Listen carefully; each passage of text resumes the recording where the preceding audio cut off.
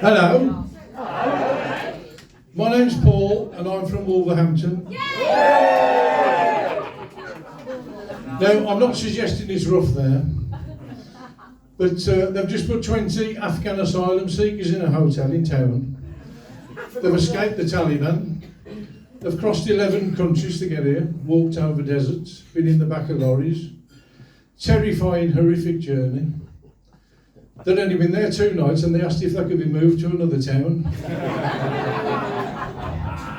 They said we've never been so scared in our lives. This is a bigger shithole than Kabul.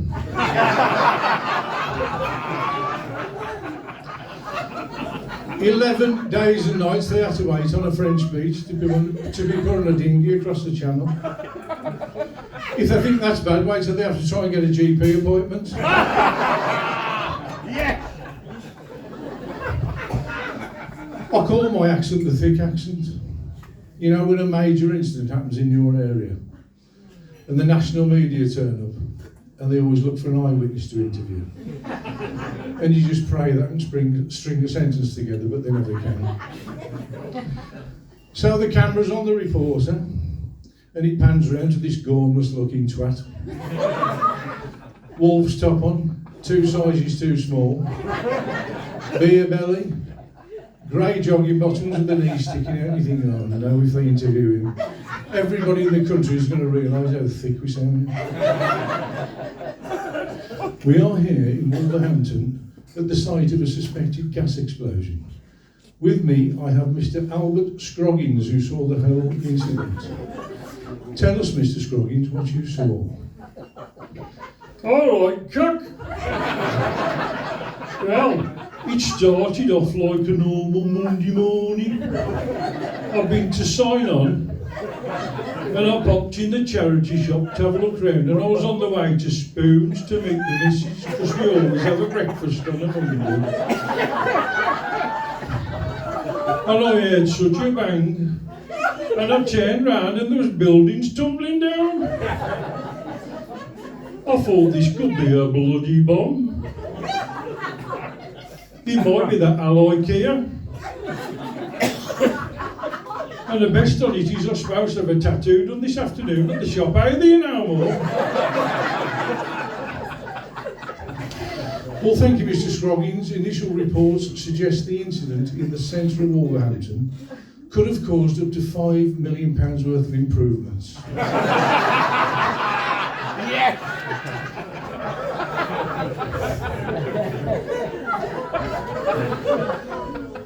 I've recently met somebody online. Oh, she's from Shrewsbury. She's quite posh, and so is Shrewsbury. Yeah. Mind you, if you've lived in Wolverhampton all your life, anywhere's posh. And I was over there the other night and she said, we're going out this evening with a couple I know. She says, they're lovely people, but they're quite well to do, so I don't want you showing me up. Righto. So we met him in this wine bar, and the girls started talking, and when you're in a foursome like that, you're sort of forced to pair off, and I ended up talking to this bloke. I thought, what am I going to talk to him about? We ain't got nothing in common. I know.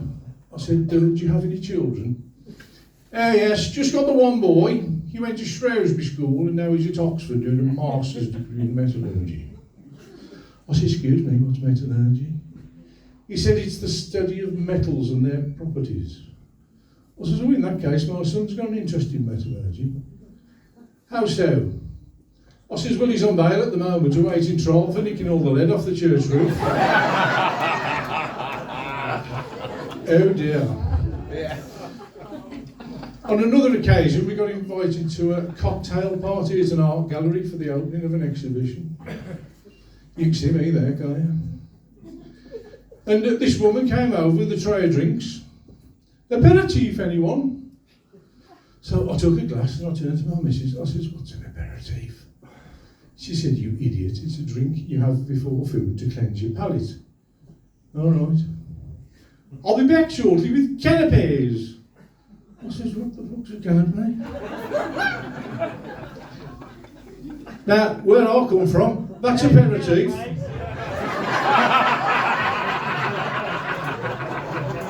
that's a canapes.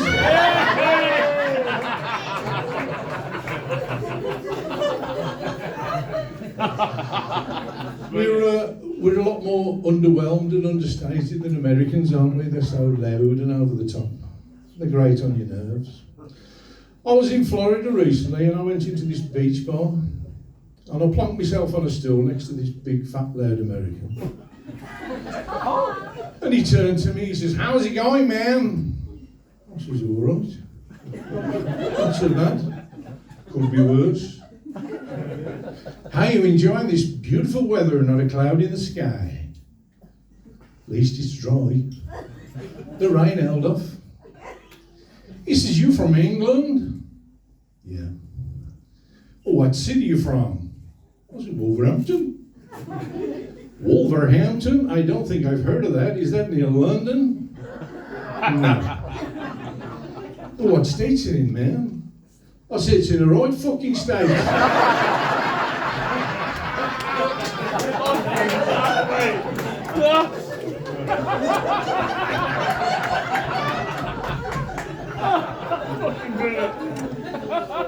Any Wolves fans in besides me? Dear, oh dear. 1 point from 18. We're going to be playing the Albion next year. The only way our manager is going to get 3 points at the moment is if he gets done for speeding. You can't beat a good funeral to see people in the true colours. I used to work with a bloke called Dave Perrin. Really good looking bloke. Everybody used to call him Pretty Boy. And he died suddenly in his 40s. Terrible shock. And just before the funeral, our gaffer, who was as tight as a drum, he said, "Come with me." He says, "I'm going to go and order some flowers." So we walked in the florist, and he said to the girl, he says, "I'd like a price, please, for a floral letter tribute that spells Pretty Boy. You know, the things you see leaning up the coffin in the hearse, Grandad or Mum." And the girl said, "Certainly, sir, no problem. Let's have a look." She said, "Right, we got 9 letters and we charge £30 a letter. So that'd be £270, please, sir." He says, "I'll have Dave."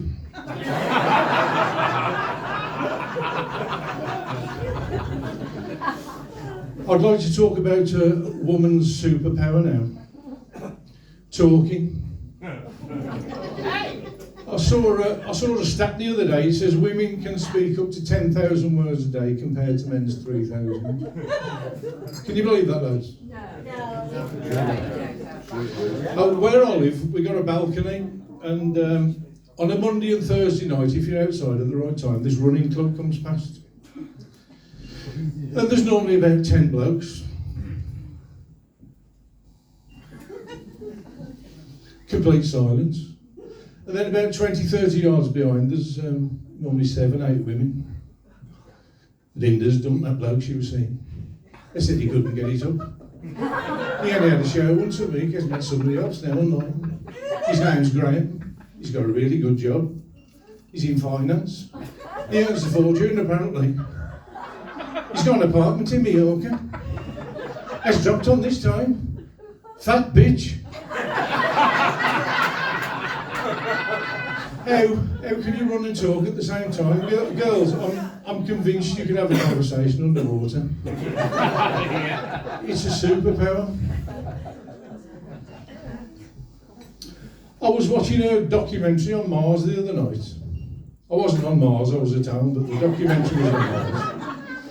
And I discovered they've been looking for water up there for the last 50, 60 years, and they've sent up probes and rovers and all sorts of gadgets. They can't find any anywhere. Send me up there with a set of golf clubs, I'll soon find some.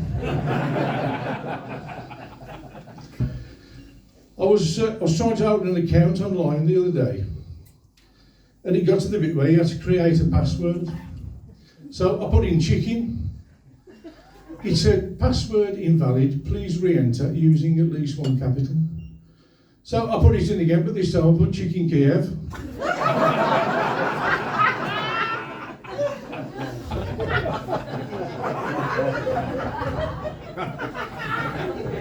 I'd like to pick on senior citizens for a bit. I've got a problem with old people in supermarkets. Not only do they get a triple lock pension, free bus pass, and free prescriptions, but they have to walk down the middle of the aisle at half a mile an hour. You know who you are. And if you try to go round them, they veer off to stop you. It's like they've got wing mirrors on the trolleys. I call them dawdlers. I've got a solution. Anybody over 75 can only go shopping between 6 and 7 o'clock in the morning. Then they'd all be going at the same speed. And it would fit in with their lifestyle, because they're normally up at 4:30 in the morning anyway, doing the polishing and cleaning the windows. And I've got a brilliant way for the supermarkets to sell it. They could call it the Dawn of the Dead.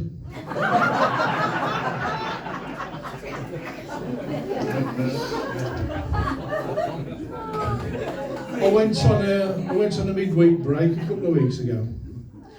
My missus booked it 50% off, so she booked it. Now, I know I'm an old fossil, but I reckon I was still at least 20 years too young for this place. Warner's, Herefordshire. So we turned up and was walking towards the entrance, and the first thing to greet us was an ambulance outside.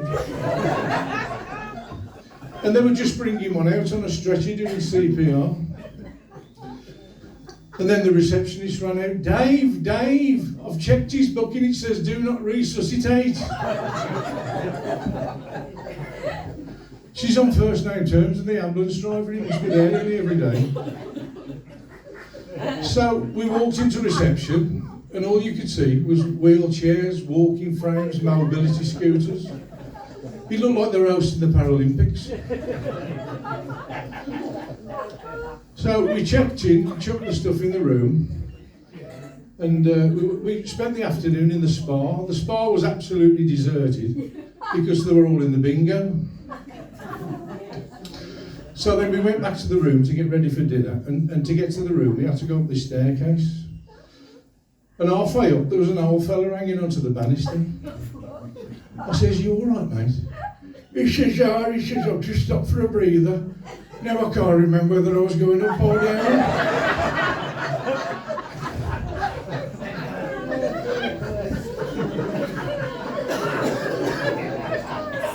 I'll have a drink while you're laughing.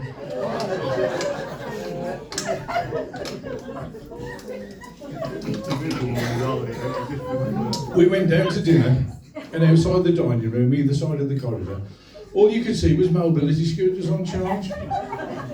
It looked like the starting grid at Silverstone for the Grand Prix. Walked in the dining room, it looked like the cafe at Dobby's.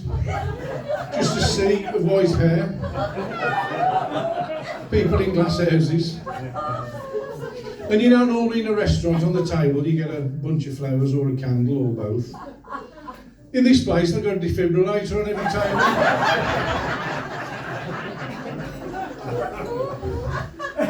So after dinner we went into the function room. They got a Vera Lynn tribute act on. Vera Lynn tribute act. There'll be bluebirds over the white cliffs of Dover. And they were all swaying from side to side, they were loving it. And then, of course, for the finale, she did, we'll meet again, don't know where, don't know when. What a voice. I says, that's a bit optimistic, isn't it? Look at the state of this lot. Joking apart, there's nothing good to be said for getting older. If I wake up now and I don't ache, I think I'm dead.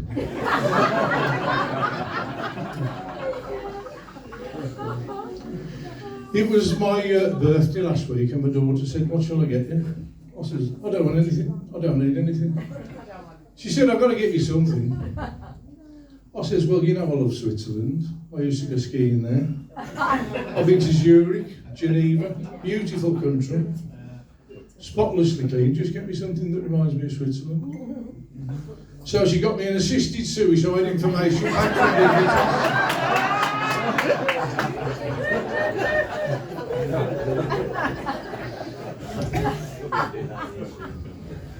There's a girl lives over the road from me. I'd say she's about 35. Absolutely gorgeous looking girl.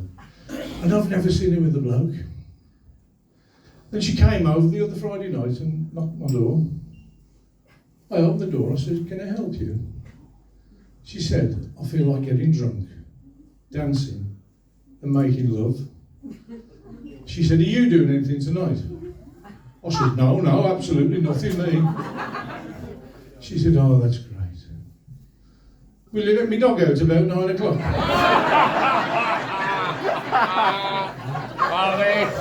Harvey.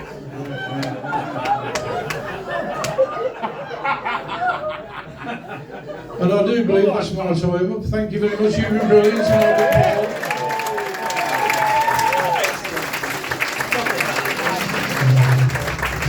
Ladies and gentlemen, Mr. Paul Withers, ladies and gentlemen. You're doing great, brilliant.